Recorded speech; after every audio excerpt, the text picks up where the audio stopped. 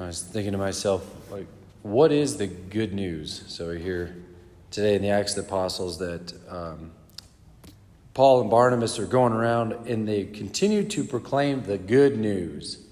Now, we've heard that a lot. I think we know what it refers to, but like if you were to kind of boil it down to the next level, what would you say the good news is? If you were going to go around town and proclaim the good news, what would you say?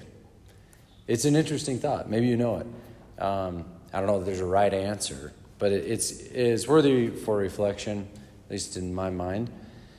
We think of the kerygma, and that's kind of a big word that we don't use very often, but the kerygma is basically the proclamation of the good news. So it's get a little bit closer, and there again, maybe hard to put in a box. Ultimately it comes down to like salvation history, that we fouled up and that God got it straight through Jesus Christ, But anyway, so if we were to kind of take that next level, what is the good news?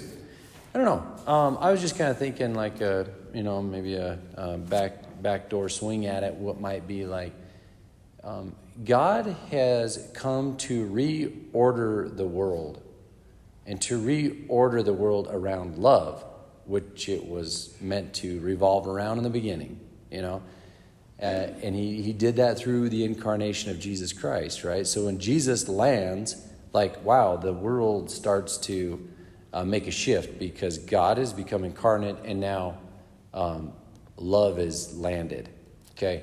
Anyway, I don't want to complicate it too much, but if you really think about our lives revolving around love, then they are properly ordered. If the world revolved around love, it's properly ordered.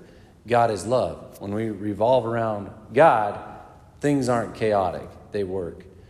Whether it's our lives or the world in general. So that is good news for sure. And you gotta, part of that is a reordering of the notion of love. Like, love is not selfish. Love by its nature is a total self-gift, right? So when you kind of make that big 180 and love how it's intended, our lives do shift and are properly ordered. So there's a lot there, but I think it's not just an idea. The good news isn't an idea. The good news is then following love, who is Jesus Christ.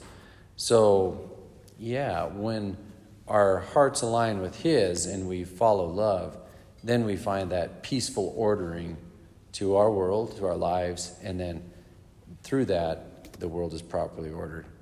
So I've just condensed the word good news into a big conglomeration, made it even more muddy. But it's worth pondering. What is the good news? What's good news to you?